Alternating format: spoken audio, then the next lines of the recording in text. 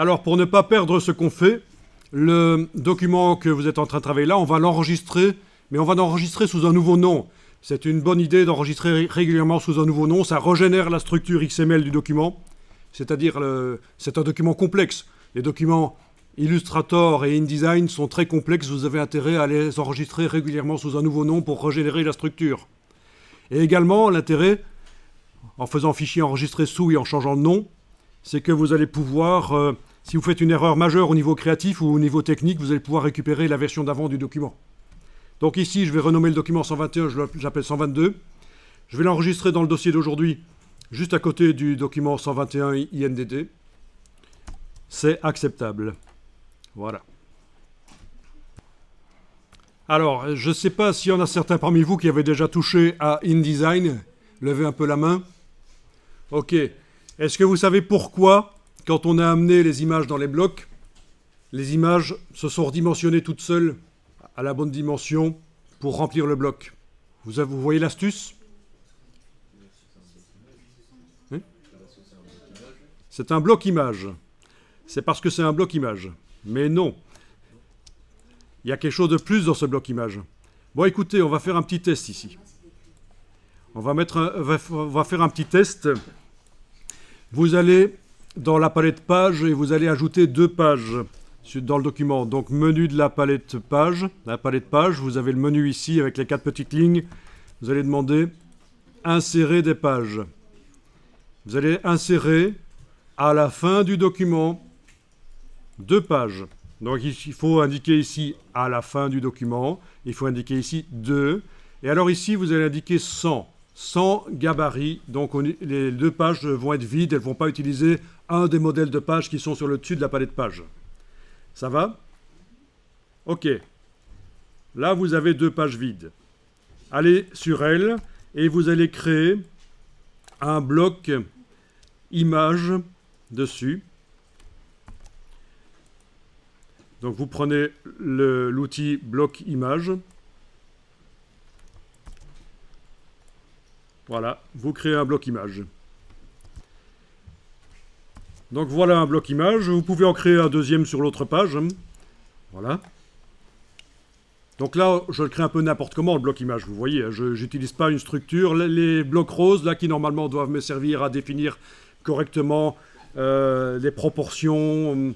Bon, je ne les utilise pas parce qu'on est juste en train de faire un test. Bien. Alors là, si je fais fichier importer et que je vais aller chercher une des images que j'ai utilisées, essayons un peu avec celle-ci, par exemple, Winter. Ok. Regardez ce qui se passe. Vous voyez ce qu'on voit de l'image? Repérez, hein. En bas à droite, j'ai ceci, la petite enseigne. Mais si je vais sur la page d'au-dessus, voir l'image que j'avais importée, où est-ce qu'elle est l'enseigne? Elle est en dehors. Bon, il faut que je revienne ici. Les arbres, on ne les voit pas là. Dans l'autre, on voit les arbres. Ok. On va tester avec l'image noir et blanc là. Sur la page ici, la dernière, je sélectionne le bloc, j'importe. Voilà, et je vais aller chercher l'image noir et blanc. Ok. Bon, elle est minuscule. Voilà.